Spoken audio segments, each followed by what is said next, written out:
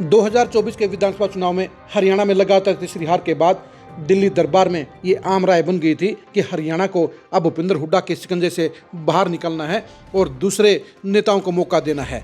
इस माहौल में सबसे ज़्यादा संभावना किसी नेता की नज़र आ रही थी तो वो रणदीप सुरजेवाला थे, क्योंकि रणदीप सुरजेवाला को गांधी परिवार का सबसे खास नेता माना जाता है। ऐसे में प्रदेश अध्यक्ष की दौड़ में रणदीप सुरजेवाला की गाड़ी सबसे तेज दौड़ रही थी, लेकिन अचानक ही उलटफेर हो गया और रणदीप सुरजेवाला देखते रह गए और राव नरेंद्र सिंह प्रदेश अध्यक्ष बन गए। यानी एक बार फिर से रणदीप सुरजेवाला की सियासत की गाड़ी है वो खुड्डे लाइन हो गई है।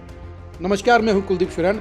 आज हम खरी खरी न्यूज़ में चर्चा करेंगे रणदीप सुरजेवाला की सियासत पर राव नरेंद्र की नियुक्ति का।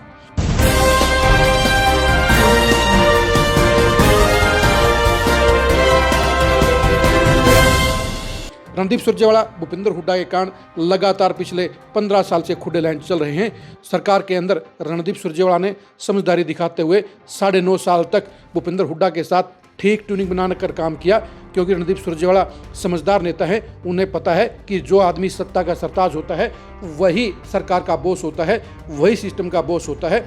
इसलिए रणदीप सुरजेवाला ने 9.5 साल तक भूपेंद्र हुड्डा के साथ कभी नहीं बिगाड़ी। सरकार जाने के बाद भी पिछले 11 साल के दौरान रणदीप सुरजेवाला ने कभी भी भूपेंद्र हुड्डा फैमिली से सीधी टकराहट मोल नहीं ली है। वो अलग से अपनी लाइन खींचते रहे हैं, लेकिन भूपेंद्र हुड्डा रणदीप सुरजेवाला को अपने बेटे दीपेंद्र हुड्डा के लिए सबसे बड़ा खतरा मानते हैं। इसलिए रणदीप सुरजेवाला को हरियाणा की सियासत में एडजस्ट नहीं होने दे रहे और यही वजह है कि मजबूरी में रणदीप सुरजेवाला को राजस्थान से राज्यसभा का मेंबर बनना पड़ा।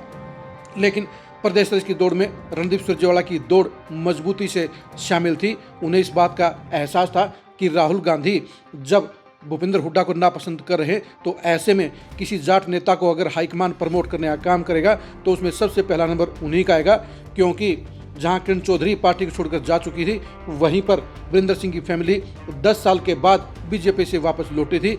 ऐसे में जाट पॉलिटिक्स में हुड्डा फैमिली का एकमात्र विकल्प रणदीप सुरजेवाला ही थे। वो पूरी तैयारी में बैठे थे कि राहुल गांधी उन्हें प्रदेश अध्यक्ष बनाएंगे और वो पूरे लाव लश्कर के साथ हरियाणा की सियासत में खलबली मचाएंगे, कांग्रेस को मजबूत करेंगे और मुख्यमंत्री बनने के सपने को साकार करेंगे।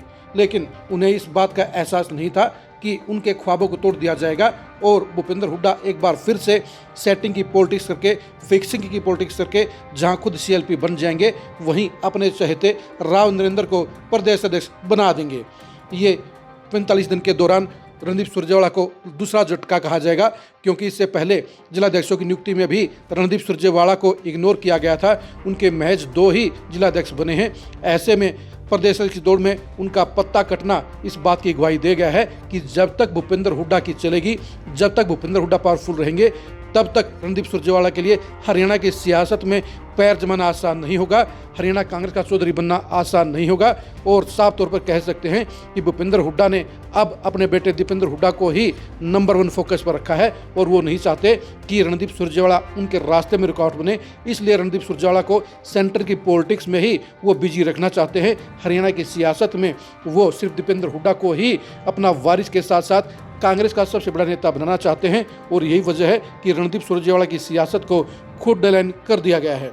रणदीप सुरजेवाला को इस बात का जरा भी खतरा नहीं था कि गांधी परिवार का खास होने के बावजूद इस बार भी प्रदेश अध्यक्ष की दौड़ से उनका पत्ता साफ हो जाएगा, उनको इग्नोर कर दिया जाएगा और सीएलपी के तौर पर भूपेंद्र हुड्डा बरकरार रहेंगे। क्योंकि जिस तरह से 11.5 महीने तक भूपेंद्र हुड्डा को राहुल गांधी ने हरी झंडी नहीं दिखाई, उसके चलते इस बात के तकड़े आसार थे कि भूपेंद्र हुड्डा की बजाय रणदीप सुरजेवाला को राहुल गांधी हरियाणा में प्रमोट करेंगे, उन्हें पार्टी कमान सौंपेंगे और उनकी अगुवाई में 2029 चुनावी लड़ाई लड़ने का काम करेंगे। लेकिन राहुल गांधी को अब चौटाला की बड़ी रैली के डर से दबा दिया गया। उनको इस बात का मैसेज दे दिया गया कि जाट वोटरों को रोकने का काम सिर्फ भूपेंद्र हुड्डा कर सकते हैं, रणदीप सुरजेवाला ये काम नहीं कर सकते हैं। इसलिए राहुल गांधी ने भी मरे मन से भूपेंद्र हुड्डा को हरी झंडी दिखाने का काम कर दिया, उनको सीएलपी बनवा दिया और ना चाहते हुए भी उन्हें रणदीप सुरजेवाला को इग्नोर करना पड़ गया। आप रणदीप सुरजेवाला की सियासत के बारे में क्या कहेंगे, कमेंट करके जरूर बताइए। क्या रणदीप सुरजेवाला को अगले 5 साल के बाद फ्रंट लाइन पर आने का मौका मिलेगा, इसके बारे में भी आप कमेंट करके जरूर बताइए। क्या रणदीप सुरजेवाला दीपेंद्र हुड्डा के लिए बड़ा खतरा साबित हो सकते हैं, इसके बारे में आपका क्या सोचना है, कमेंट करके जरूर बताइए। आप रणदीप सुरजेवाला, भूपेंद्र हुड्डा और राव नरेंद्र से जुड़ी एक्सक्लूसिव खबरों को जानने के लिए लगातार खरी खरी न्यूज़ के साथ बने रहिए। आप हमारे फेसबुक पेज को फॉलो कीजिए, आप हमारे यूट्यूब चैनल को सब्सक्राइब कीजिए। नमस्कार।